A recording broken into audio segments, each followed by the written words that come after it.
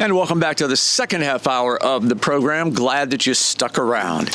You know, this national emergency over COVID-19 makes the health of your immune system more important than ever. Your body's immune system is on duty 24 hours a day, 7 days a week, every day of your life. And what you may not know is that your gut plays a vital role in keeping your immune system in top shape. And just think about it. The bacteria, viruses, molds, fungus, all the junk that can make you sick, a lot of it comes into your body through your mouth and through your digestive tract. So even though this nasty virus that's on the move all around us right now gets into your body predominantly through your eyes, ears, and nose, now is the time to keep your general immune system as strong as you possibly can. So that's why I want to reach out to Guy Daniels. He's the head of medical education for a company called Onegevity Health. He's with us on the HealthCall expert line. Good morning, Guy. Good morning. How are you doing? I'm happy to tell you I'm quite well, thanks. How does having a healthy gut help me fight off disease?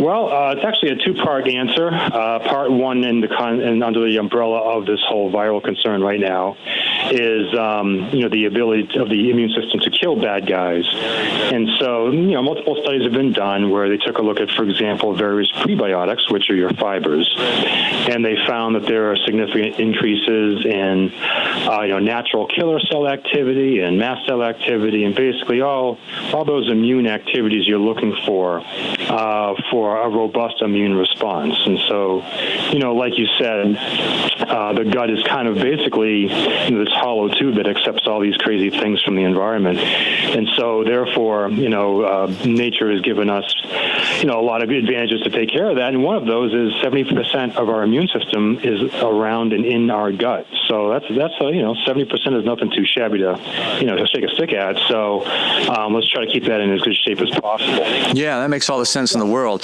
I think about it this way. We're really walking around with a sewer inside our body, right? All that stuff that's in your colon and in your guts is separated from your bloodstream by just these tiny little layers of cells, and they have an important job to do. And when they break down, then all that junk and stuff can get into your bloodstream, and then your immune system freaks out, and you have all kinds of problems. So with all of that in mind, what's a sign that my gut is unhealthy?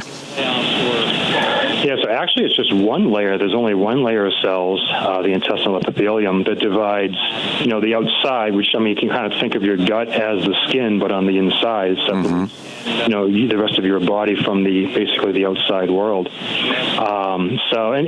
Signs are the obvious ones that most people recognize, things like constipation, diarrhea, bloating, gas. Potentially on the upper end of the GI, you have some things like nausea and GERD, which is your gastroesophageal reflux. The signs are pretty obvious. The number of people that suffer from this is astronomical. If you consider just in the United States alone, and this data is a few years old that I have, we spend over $800 million a year simply on laxatives, just laxatives alone. Wow. The IBS portion of the population, people with a diagnosis of IBS, is approximately 50 million of us, and then that doesn't even include the people with no diagnosis, or the people who've been diagnosed with, for example, chronic idiopathic constipation.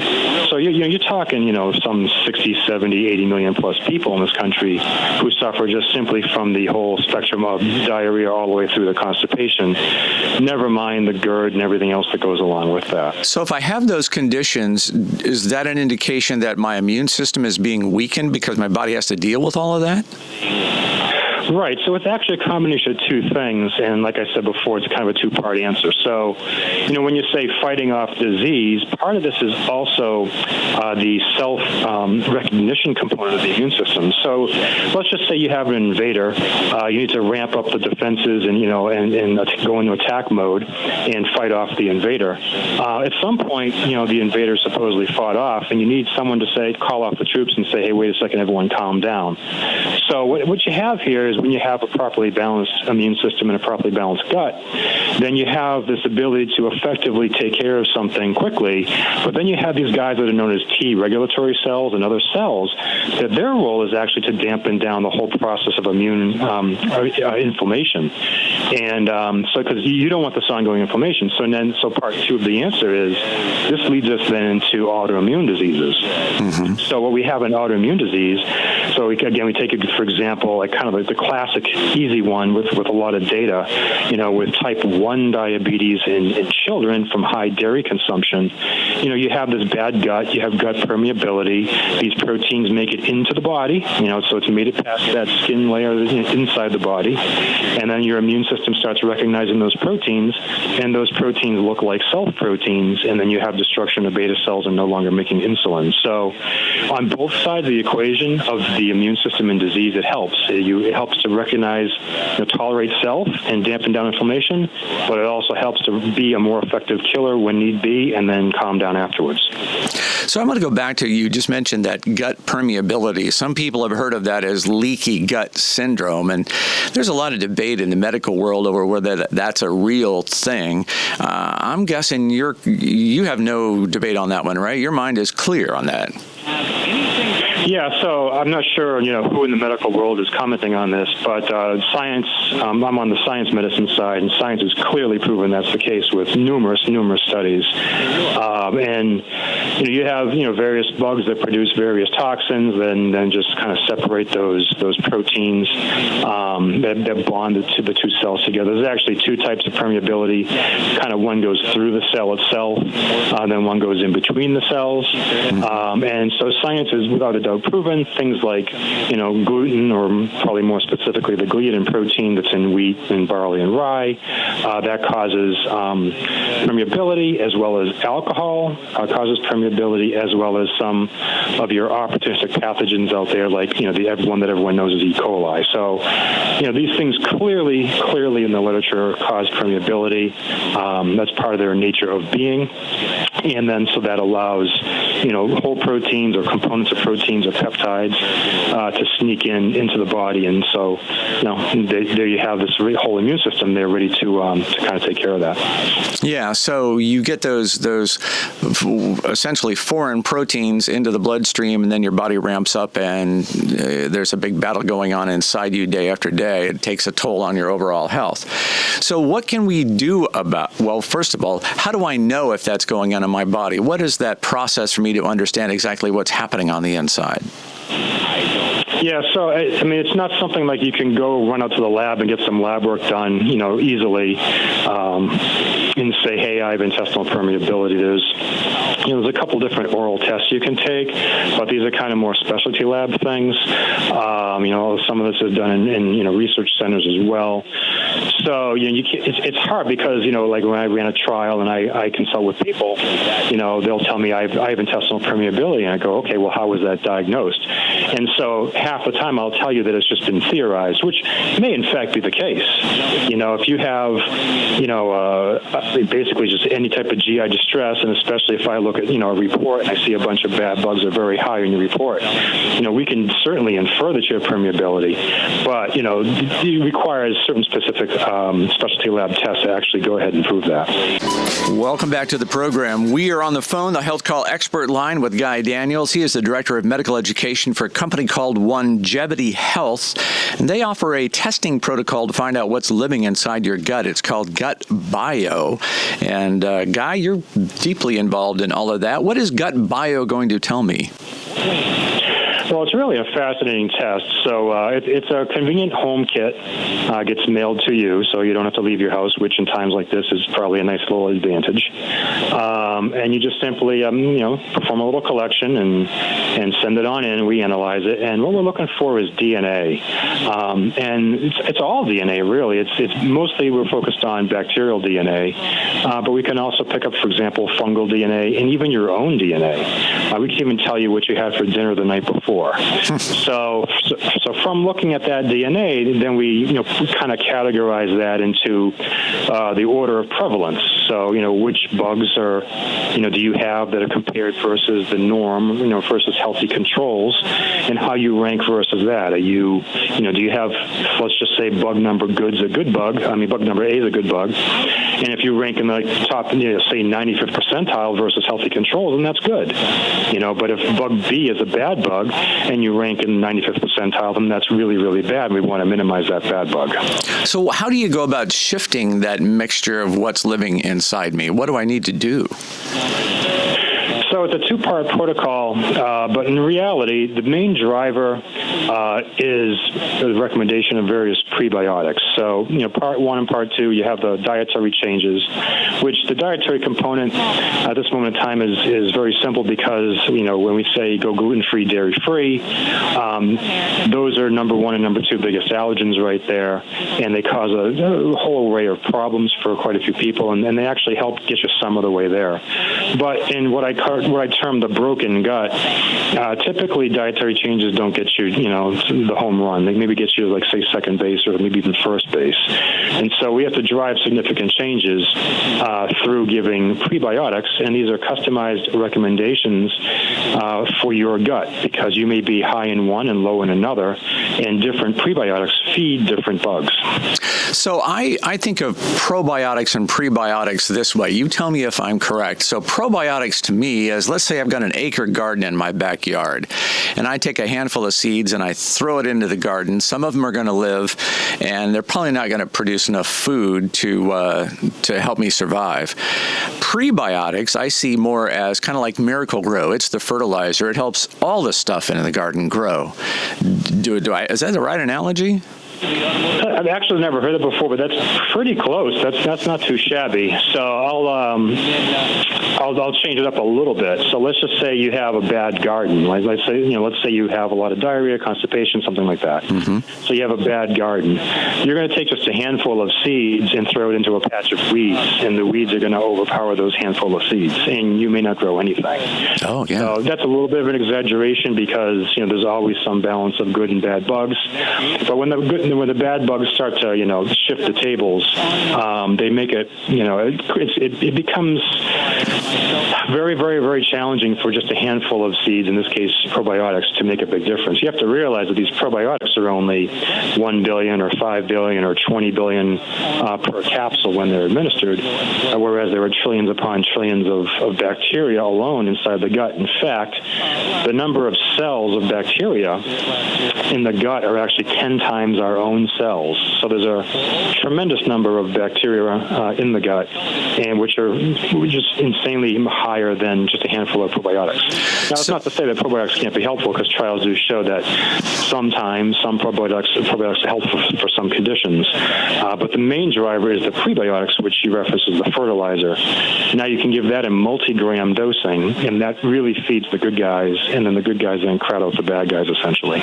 So your testing gives me a custom kind of recommendation for which prebiotics to take, and then what does that look like? Are they foods I'm eating? Are they capsules? Is it something I buy? Where does explain that?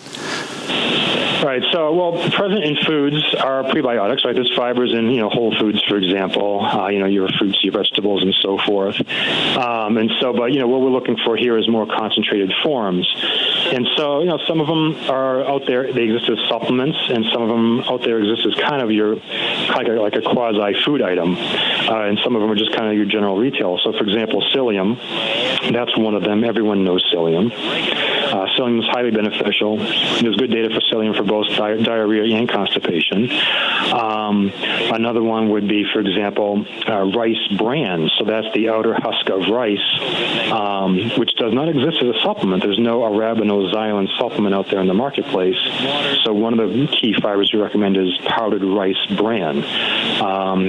For example, we at Thorne manufacture Arabinex, which is an arabinogalactans, which is present in various foods as well. But again, this is more of a therapeutic dosing. So, there's a suite of prebiotics that we recommend. And again, this depends on, you and your needs. And I take this daily? Yeah, you would take it daily, twice a day, and it's powdered because you want to have powdered dosing because in capsules you'll be taking 5 million capsules and that'll drive you completely crazy. So we do this in bolus powdered dosing, and you can mix it with anything you want, food or whatever makes you happy to get it down. And then sometimes there might be some ancillary recommendations in there as well. For example, there might be you may want to use something like berberines to kill some bad guys, or if you're complaining of, for example, SIBO, then we can go ahead and give you some support for the upper GI. So there can be modifications to that. And then give me an idea of how that's going to change the way I feel. What's going to happen in my body as the prebiotics start causing all the bacterial growth, and what's going to go on inside me? So it's kind of split in thirds from what I'm seeing. So about 1/3 of the people will feel better within 1 to 2 weeks and really not have any significant side effects. So that's pretty quick. I mean, I've resolved some people very, very quickly who've suffered from many years of diarrhea, for example, within 3 days sometimes, and upwards of maybe just a week or so. So those are your. Whoa, wait, back up again. So somebody who has suffered from diarrhea for years, and in just a couple of days they can find relief? Yep. Yeah. I get this feedback, consistently where, they've gone from diarrhea 3 times a day and all of a sudden they're down to 1 form stool once a day. So again, these are the power of prebiotics, and I know a lot of the industry emphasis is on probiotics and other things, to try to take and fix the gut. But this is a very complicated science, but at its simplest form, it's just simply we're going to feed the good guys with their favorite fuels, and they're going to do good things, and they're going to limit the bad guys from doing bad things. And that's really what it boils down to. So is there any harm in not going through the testing, but just adding more prebiotics at random to my diet? You could, but then you could worsen the symptoms. So, for example, if you if you tend towards constipation and you take a bunch of resistant starch, for example, you'll probably have constipation. So, you should probably leave this in the hands of the people who have the know-how, and go ahead and do a stool analysis, and then we can tell a lot from there, and then kind of get you off in the right direction. So, what conditions are going to be most responsive and beneficial? Who should think about doing this? Well, clearly we already highlighted the whole IBS, constipation, diarrhea group. Those are going to be the quickest responders. And then they can go up with the GI tract as well. You can start addressing some of the SIBO people and some of the GERD people and so forth. And then some of the other quick things you'll see as a result, and this is probably more like, say, 4 weeks, 6 weeks, 8 weeks out. Although probably more than 4 weeks, early in 4 weeks, you'll see improvements in mood in some people. So for those with anxiety and depression, there's a huge connection between the gut and the brain. And so, especially as well as we recommend tryptophan, for example, let's just say you have diarrhea and you also have anxiety. You get a suite of recommendations for prebiotics, but also a recommendation for tryptophan, which is where serotonin comes from. And so you'll see improvements in mood, for a significant percent of the people in about 4 to 6 weeks. You'll see improvements in weight. I recently had someone where I'm trying to fix her diarrhea, and she went in the protocol, and she was just very happy about her weight loss, which yeah, who doesn't want that, right? Side effect that I see as well. So you have this whole metabolic association with the microbiome, which is actually huge. There's a great, enormous amount of data. Oh, Guy, I got to stop you, buddy. The time has run out on us. So if you'd like to learn more, that is Guy Daniels from Onegevity Health. You can find them online, Onegevity Health, and they offer a test kit called Gut Bio. And of course, this program will always be available as a podcast, or you can also hit our website and see the video version at healthcall.live. We will be back again next week. Good health to all of you. We'll see you then.